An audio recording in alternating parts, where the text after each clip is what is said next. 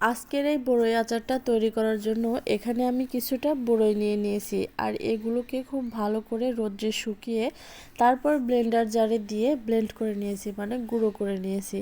আপনারা যদি চান তাহলে ঢেঁকি অথবা পাটায়ও গুঁড়ো করে নিতে পারবেন। আজকের এই আচারটা দেখতে কালো হলেও খেতে যে এতটা টেস্ট সেটা আপনারা বাসায় না বানালে বুঝতে পারবেন না। সারা বছর অপেক্ষা করে থাকি কখন বড়ইয়ের সিজন আসবে আর এভাবে বড়ই শুকনো করে এই আচারটা তৈরি করব। এই আচারটা ভাতের সাথে খেতে তো বেস্ট লাগে, আর এছাড়া শুধু খেতে এত বেশি ভালো লাগে যে কি বলবো। অবশ্যই আপনারা বাসায় একদিন ট্রাই করবেন। আর এটা বানানো কিন্তু একদমই ইজি। এখানে খুবই অল্প পরিমাণে একটু সয়াবিন তেল দিয়ে দিচ্ছি, আর এর মধ্যে দিয়ে দিচ্ছি দারচিনি, এলাচ আর তেজপাতা।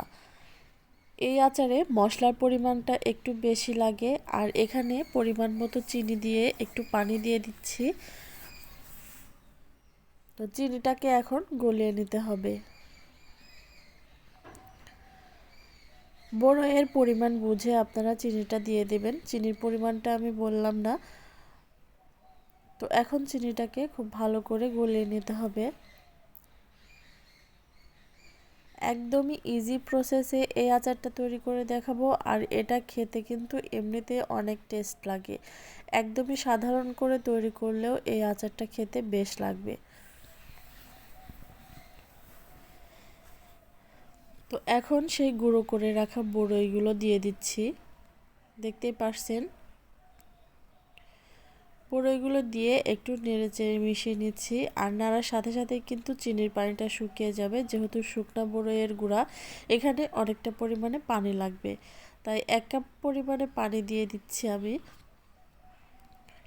পানির পরিমাণটা কম বা বেশি হলে সমস্যা নেই, জাস্ট শুকিয়ে নিলেই হয়ে যাবে। আর এটা যেহেতু শুকনো আচার তাই সারা বছর রেখে খেতে পারবেন।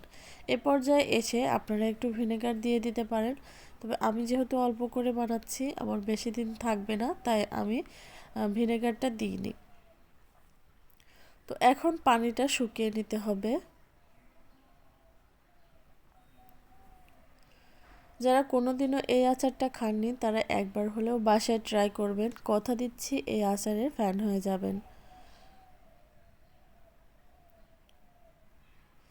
চাইলে এই আচারটা চিনির পরিবর্তে গুড় দিয়েও তৈরি করা যায়। যাই দিয়ে তৈরি করেন না কেন খেতে কিন্তু বেস্ট লাগে। নাড়তে নাড়তে এ পর্যায়ে এসে দেখবেন যখন পানিটা শুকিয়ে গেছে তখন এখানে ভাজা মশলার গুঁড়োটা দিয়ে দিতে হবে। এখানে আমি কিছুটা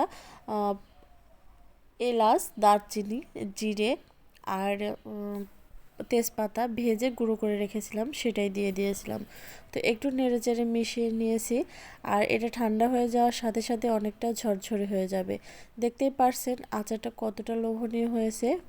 ক্যামেরায় হয়তো অতটা বোঝা যাচ্ছে না, আর আজকে কারেন্ট ছিল না তাই একটু অন্ধকার হয়েছে, ভিডিওটাও একটু কালো হয়েছে। আপনারা বাসায় অবশ্যই এভাবে একদিন ট্রাই করবেন, কথা দিচ্ছি আপনাদেরও ভালো লাগবে। আর ট্রাই করলে আমাকে কমেন্টে এসে জানাতে ভুলবেন না যেন আপনাদের কাছে কেমন লেগেছে। আজকের আচারের রেসিপিটা কেমন লাগলো অবশ্যই কিন্তু কমেন্ট করে জানাবেন। তো সবাই ভালো থাকবেন, আল্লাহ হাফেজ।